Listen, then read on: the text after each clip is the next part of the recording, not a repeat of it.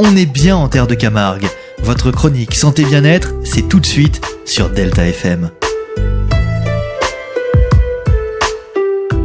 Et sur votre radio en terre de Camargue, en ce début d'année, on continue à prendre soin de vous et à vous aider, à vous donner quelques clés pour prendre vous-même aussi soin de vous au quotidien, c'est important. Et on retrouve Stéphanie Isberg, notre sophrologue pour ça. Bonjour, bonne année Stéphanie. Bonjour, bonne année. Pour bien la commencer, je vais vous parler de vous. Nous vivons dans une époque où l'on parle beaucoup de bien-être. Dès qu'un coup de stress arrive, qu'une chose imprévue nous déstabilise, qu'une émotion désagréable surgit, nous pouvons avoir tendance à chercher à solutionner notre problématique en nous focalisant sur le symptôme et à chercher à nous en débarrasser rapidement.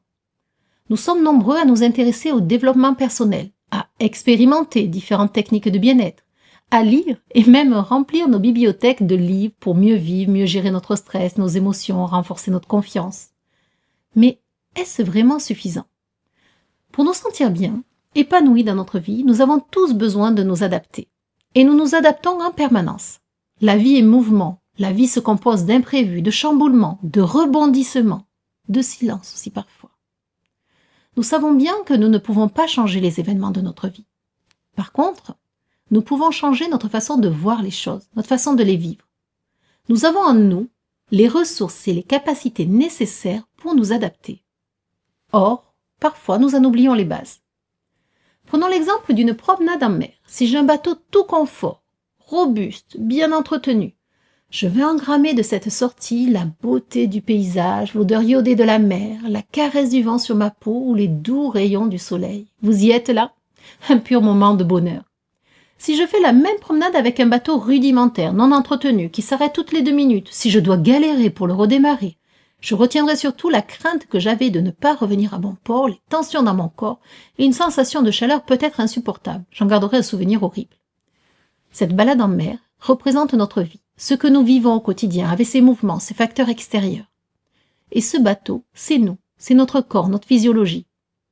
Dans les 2 cas, j'ai réalisé la même balade. Mais en fonction de l'état de mon bateau, je ne l'ai pas vécu de la même manière. Si je prends soin de mon corps, de mon équilibre physique, la vie m'apparaîtra certainement différente. Je pourrai davantage m'adapter, je serai certainement plus performante et par conséquent plus confiante et plus heureuse. Si j'ai des tensions, que je ne m'alimente pas correctement en fonction de mes besoins, je vais me sentir probablement fatiguée, voire irritable, stressée, vulnérable, moins concentrée, moins créative aussi peut-être. Si ma respiration n'est pas adaptée à ce que je vis, cela va être un frein pour optimiser mes capacités, ma vitalité. Idem si je ne me mets pas en mouvement ou si je ne fais pas du sport, bien entendu avec ce qu'il m'est possible de faire. C'est pourquoi il est important d'être attentif à son sommeil, à son alimentation, bien respirer, bouger, être attentif à sa posture. Alors, prendre soin de son équilibre physique, physiologique, mais aussi effectivement prendre soin de son équilibre mental et émotionnel, car ce côté-là, lui aussi, peut impacter notre équilibre physique, notre vitalité. Si j'apprends à gérer mes pensées, à ne pas donner de l'énergie à des pensées inutiles, vous êtes bien d'accord avec moi que ruminer ne sert à rien. Si je sais gérer mes émotions, donner du sens, je pourrai agir en cohérence avec mes besoins, mes envies et vivre une vie plus épanouie.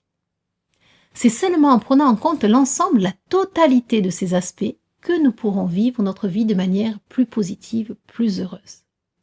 Alors peut-être ce début d'année est-il propice pour porter notre attention, en toute bienveillance, à ce que nous pourrions améliorer dans notre quotidien. Et ainsi, ancrer des bases solides afin de pouvoir surfer sur les vagues et les remous de la vie. Je vous souhaite une agréable semaine. Merci beaucoup Stéphanie pour tous ces petits conseils pour notre bien-être au quotidien. On rappelle qu'on vous retrouve sur votre site sh-sophrologue.fr et également sur votre page Facebook Centre de Sophrologie Stéphanie Isberg. Retrouvez votre chronique Santé Bien-être en podcast sur notre site delta-fm.com.